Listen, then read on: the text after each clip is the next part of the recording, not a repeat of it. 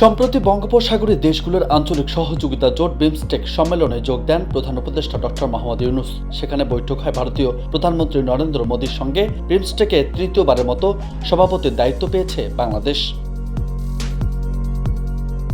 এসব আনুষ্ঠানিকতার মধ্যে বিশ্ব বাণিজ্যে বড় ধাক্কা দেয় ট্রাম্প। নড়ে চড়ে বসে বিশ্ব অর্থনীতি, যার প্রভাব পড়তে যাচ্ছে বাংলাদেশেও। এমন পরিস্থিতিতে বিমস্টেক সম্মেলন থেকে ফিরে জরুরি বৈঠক আহ্বান করেছে অন্তর্বর্তী সরকারের প্রধান উপদেষ্টা অধ্যাপক ডক্টর মোহাম্মদ ইউনূস। শনিবার সন্ধ্যা 7:30টায় রাষ্ট্রীয় অতিথি ভবন যমুনায় এ বৈঠক অনুষ্ঠিত হবে।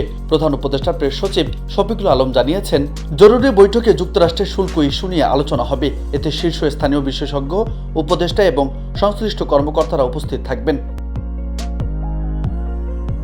এদিকে বাংলাদেশের প্রধান দুই রপ্তানি বাণিজ্যের একটি যুক্তরাষ্ট্র। বাংলাদেশের প্রধান পণ্য তৈরি পোশাকের একটি বড় অংশ রপ্তানি হয় দেশটিতে।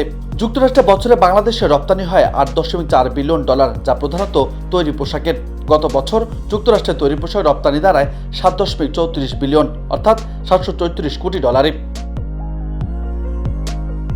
তবে নতুন করে উচ্চমাত্রায় এই শুল্ক আরোপে বাংলাদেশের রপ্তানি, বিশেষ করে তৈরি পোশাক খাতে বড় ধরনের নেতিবাচক প্রভাব পড়বে বলে মনে করছেন অর্থনীতিবিদরা।